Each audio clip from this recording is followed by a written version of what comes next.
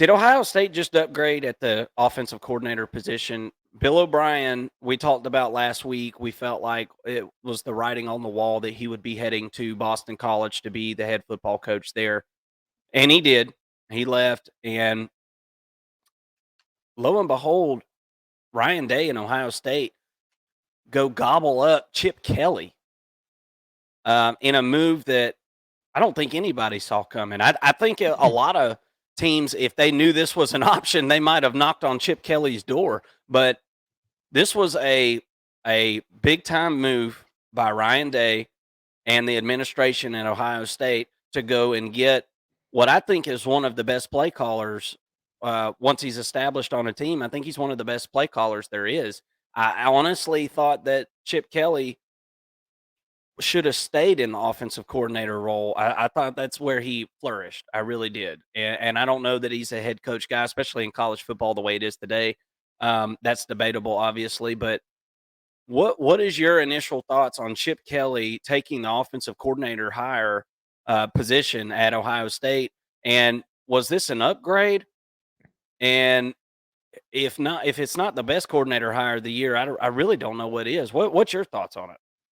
Well, my initial thought is, first of all, that this is another example of how hard it is to be a head coach in college football. It's kind of a double example of being how hard it is to be a head coach in college football, and also um, call plays, right?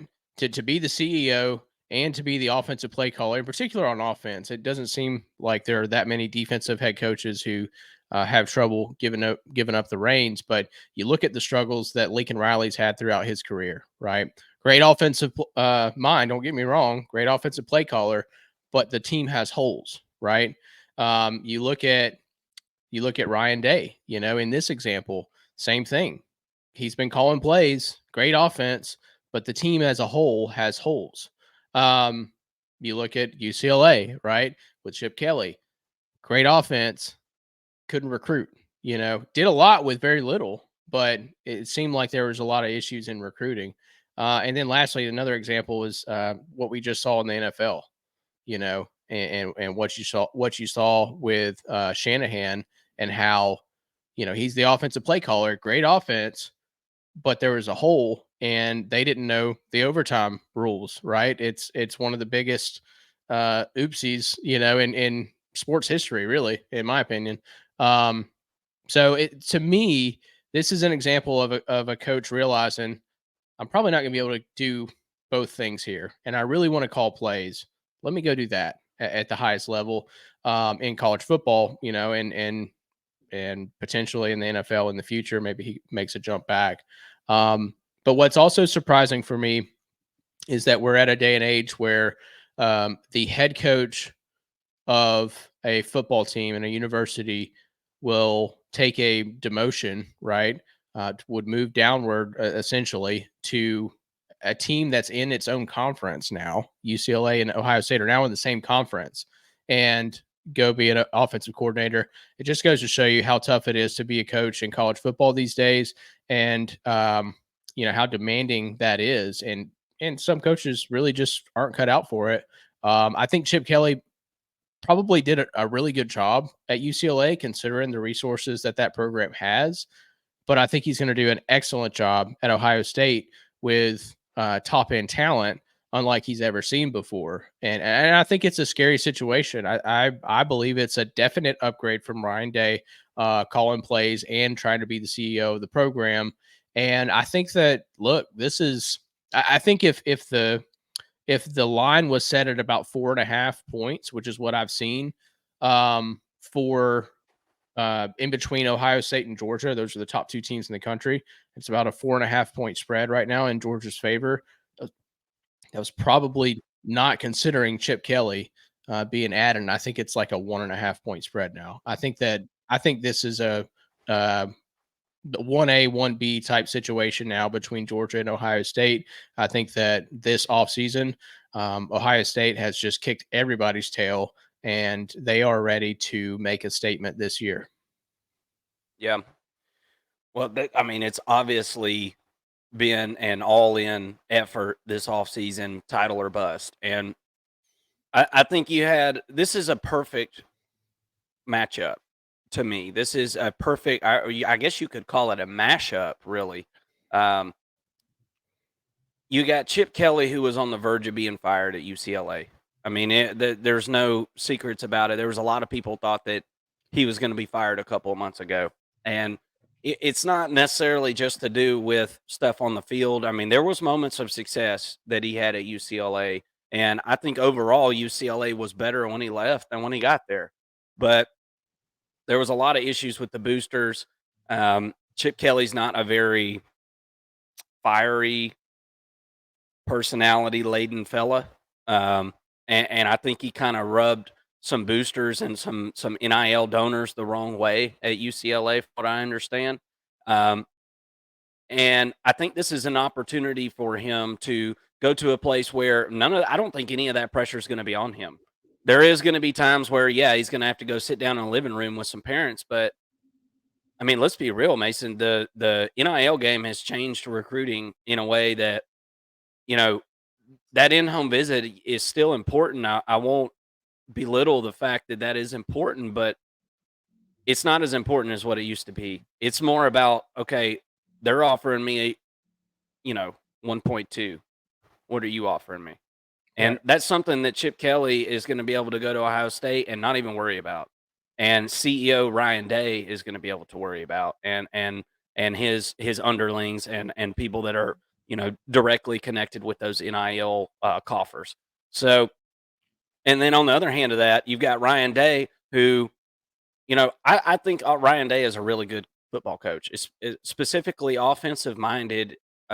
He's a genius. I mean, he's learned from the best, Urban Meyer, and I felt like he's done a really good job at Ohio State. But really good ain't good enough at a place like Ohio State. And we've come to a point where it's like, okay, that Ohio State's lost to Michigan 3 years in a row. Nobody that all Ohio State fans will tell you that all this stuff is great. Winning ball games is important, but you got to beat that team up north. Okay. And you've got to go win national titles. And that hasn't been the case here of late. Haven't won a national title since 2014. So I think this was a perfect mashup in the sense that Ryan Day, I think it can win 10 games a year in his sleep. And for a lot of programs, I think that that's a really awesome thing and a something important, an important feat to reach. But when you get there every single year, sleepwalking, um, people want that next step, and people want a national championship at Ohio State. And I think a couple more years of 10 wins or 11 wins and not getting it done, I think Ohio State fans are going to be asking a lot tougher questions like they were already starting to do. So I think all of this offseason has been a really good answer to the Ohio State fan base and the NIL, system and just a fan cry of people saying, "Hey, we are good enough to win a championship. Are you good enough to get us there?" And I think that Ryan Day is good enough to get him there. I just think that it was never going to be just on the offensive side. Now we're seeing that defense really step up, and I think this third year under this DC is going to be a really good one for this defense. Got a lot of talent coming back. I think there's going to be a lot more household names on that Ohio State defense by the end of the season, and um, I think that this is a different brand of Ohio State football than what we've seen. So, with all that being said, Bill Bryan leaving out and Chip Kelly coming in, do you think the approach changes? Because I personally I don't think the approach really changes here. This is a run the football first offense, and that's not going to change. UCLA, well, it was going to be that with Bill O'Brien. We never really got to see it. I mean, but it was going to be that with Bill O'Brien. I think that plan stays the same with Chip Kelly. But how do these quarterbacks jump into this system? We have seen freshman quarterbacks struggle mightily in Chip Kelly's system, specifically in their first year. So it, they bring in the experienced Will Howard. They bring in Air Nolan. They bring in Julian Sayin. So I don't think that Julian Sayin or Aaron Nolan is going to be able to come in and pick this thing up. I think that the weight of this team, especially in the first half of the season, has got to be on Will Howard's shoulders. Don't you think? Absolutely, and you mentioned it. Can he come in year one and take a step forward with this offense and understand the concepts of it? I think it's going. I think that still, to your first point, leans heavily in the favor of the run game of this offense, which is what Chip Kelly wants to do, anyways. They led or they were top 3 in the Pac-12 in rushing every single year he was there. And, a lot of that, I mean, they've had some great running backs, but a lot of that's concept, and I think that, hey, he's got Quinshawn Judkins now and Travion Henderson to work with. Why would they not be a good rushing team once again? So I think that he's got the best opportunity for a strong rushing offense that he's ever had.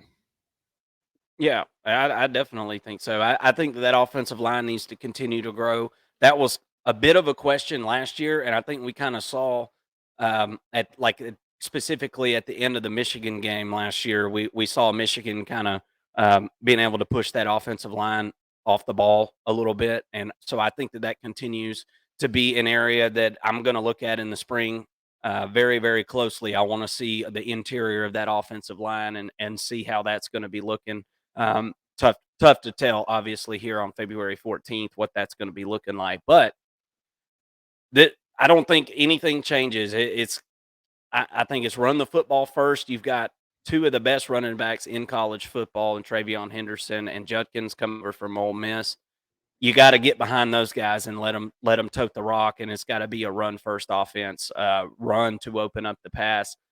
I am also not worried. I'm not worried at all because I know what kind of talent there is, but I am interested to see how the wide receiver room unfolds as the season goes on. Obviously, there's not a more talented wide receiver room in America. Nobody's recruited wide receivers better over the last, I don't know, what, 5 years, 6, 7 years, 10 years? I don't know. Well, I Yeah. mean, I can't really think back to when However long Ohio Brian State. Hartline has been there, is they've pretty much owned the receiving room.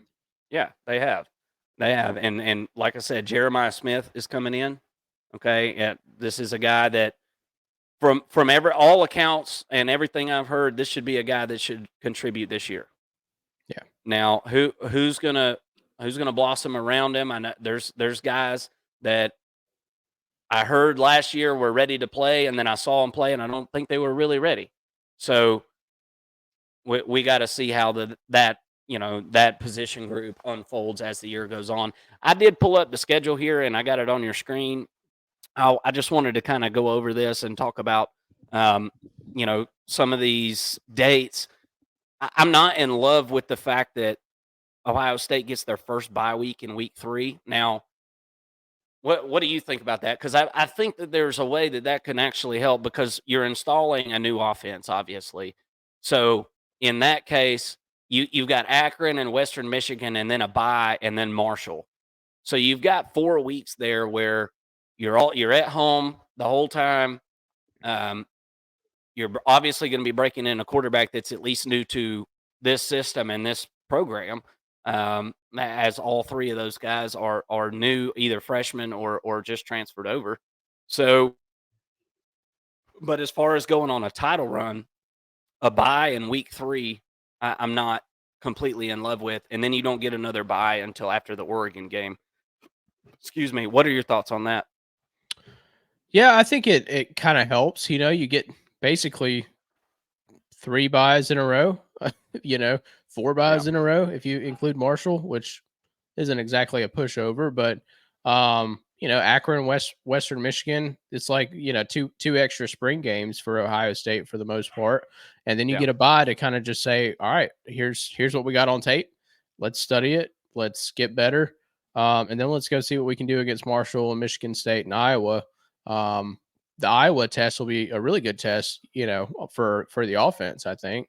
And that's going to be kind of what preps you for Oregon. So it does kind of lend itself in Ohio State's favor because The offense is the issue, right? The defense, I mean, they're returning everybody, and they've got Caleb Downs now. So I think the Yeah. defense is going to be just fine. I don't think they'll struggle against Iowa's offense unless, hey, all the changes that they've made this offseason make a huge difference.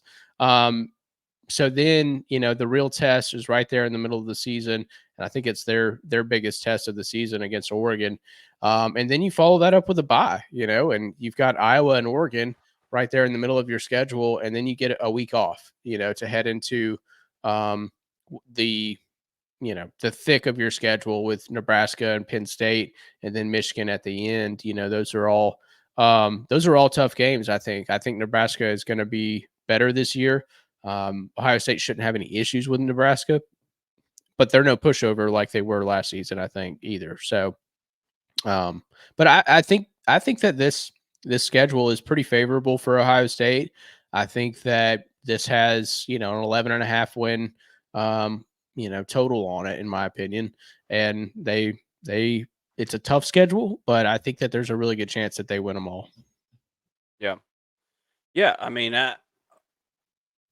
I just, as far as, like I said, I just want to reiterate, as far as going and winning a title, I feel like if you were to hand pick, you want your bye before the Oregon game and, like before the Michigan game or right after the Penn State game or something like that. But for breaking in a new offense, I do think this is nice. I mean, because like you said, you got the actual spring game, and then you got Akron and Western Michigan bye, and then Marshall. So, I mean, Marshall's not horrible, but Ohio State, I mean, they can just literally go out there and out talent those guys, no problem. So, breaking in a new offense, I think that that is a good thing. A week early part of the schedule is a good thing. Defensively, I expect in the spring game that should be dominated by the defense, and I think it's going to be until probably that Iowa game is going to be very interesting to me because that's going to tell me where that offense is, because we all know how Iowa is. They're daring you to make a mistake, and if you make a mistake against that Iowa team, they're going to make you pay for it. And if you make one mistake, you're likely to make 3 or 4 against that team. So that's going to be very telling to me as far as who's playing quarterback and how they're reacting to this new system. As I said before, Chip Kelly, I think, is a great offensive coordinator. He's never been a guy that's just went somewhere the very first year and tore it up. Now, he's never had talent like he's got right now either. So we're going to get to see him play with, toys that he's never seen before or never had the ability to play football with. So that's going to be super interesting. Ohio State is absolutely on fire. They're the toast of college football, and in my opinion, the off-season champs.